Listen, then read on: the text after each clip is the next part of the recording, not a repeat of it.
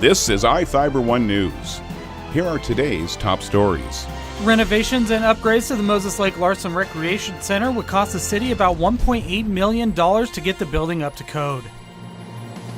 The Moses Lake sand dunes are an oasis for outdoor motorsports, but sometimes that fun can be short-lived. It's not very often that the Seahawks make a visit to anyone's town, much less Cooley City, which has a population of less than 600 people. Coming in as a number 15 seed, the expectations for Big Bend Viking softball weren't the highest. From the iFIBER 1 newsroom, this is iFIBER 1 News. And it starts now. Renovations and upgrades to the Moses Lake Larson Recreation Center would cost the city about $1.8 million to get the building up to code. The sticker price to remodel the 20-plus-year-old building closed since 2014 was too much for the Moses Lake City Council, which formally agreed to look at demolishing the current building and constructing a new facility. The city previously hired an architect to study the building and potential uses. The recreation center formerly featured batting cages, concessions, and the upstairs loft. The study showed the city could construct a similar size building for about $2.3 million. The building's somewhat, I guess limited in its current configuration because it was designed around having those batting cages, which has the floor sloped to create a funnel to feed back to the machines. Machines were probably antiquated when they were put in, and have become even more so since. Parts are no longer produced for them, so they were just weren't viable anymore. Preliminary plans with the new building are to include a multi-purpose court for parks and recreation programs, along with classroom space upstairs. Major costs in remodeling the current building up to code include about $500 just for the HVAC system and electrical, and another large chunk of cash to remove the large pole in the middle of the building and add substantially more support. The city would be looking at close to 2 years of planning and construction for a new building once the council formally approves moving forward. I think we need to do the whole thing and do it right. I mean, spending $1.8 million to renovate a crappy building just doesn't make sense to me. The city would also have space between the ice rink and BMX track, both of which have reopened, to construct a larger facility, possibly to house the Parks and Recreation Department. This is Joe Utter for iFIBER 1 News. This segment is brought to you by Change doesn't have to be complicated. With a low-profile microwave hood combination that's ready to install right out of the box. It fits in the same space as your under-cabinet hood, so you can get your microwave off the countertop and make space for the routines worth keeping. The low-profile microwave hood combination, from the #1 selling appliance brand in the USA.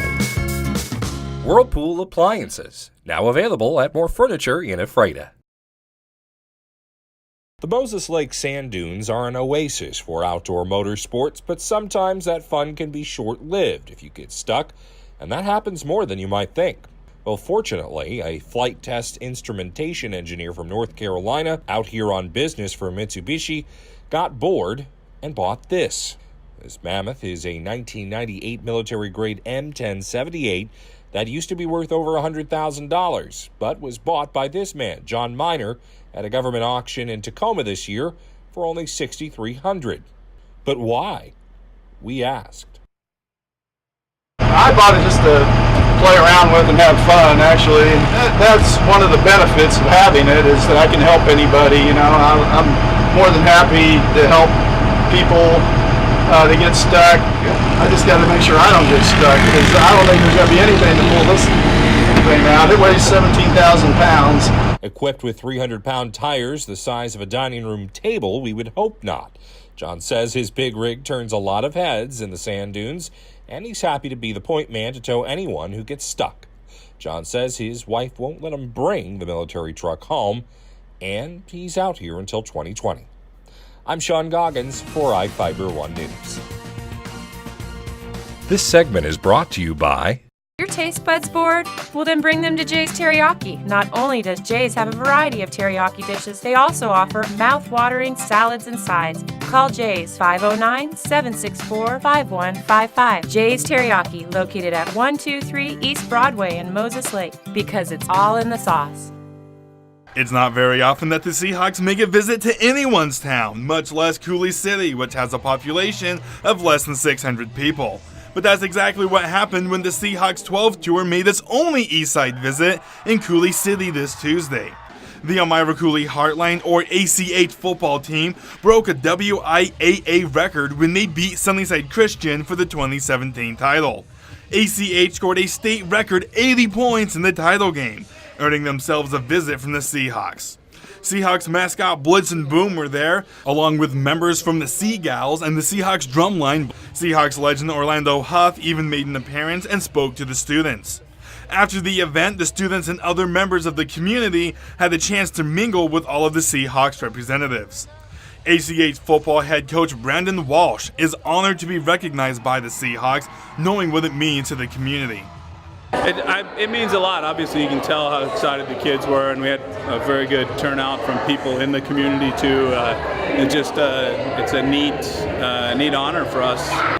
DJ Super Sam is the official DJ of the Seahawks, and he loves to visit communities around Washington State as part of his job. I mean, there's fans that never get a chance to go to the stadiums. They only see the Seahawks on TV. And so for us to bring that game day experience, to you personally, I mean, what that does to me, it's just like I said, it's a dream, and I don't want to wake up, so don't pinch me. I'm Adam Chikoski for iFIBER 1 Sports. Coming in as a number 15 seed, the expectations for Big Bend Viking softball weren't the highest, but they managed to cause some damage while they were there. Big Bend opened against the number 2 seed in the entire NWAC, Douglas, and promptly sent them to the one-loss bracket. The Vikings started the tournament with an exclamation point by knocking off the eventual 4th place team 11-5. Later that same day, Big Bend took on Everett but fell short 6-4. In the one-loss bracket, the Vikings had to play Wenatchee Valley, who ended up knocking Big Bend out of the tournament 8-6.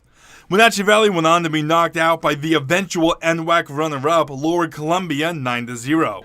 The tournament finished with East Region leader North Idaho taking home the championship. I'm Adam Chikoski for iFIBER 1 Sports. This is iFIBER 1 News.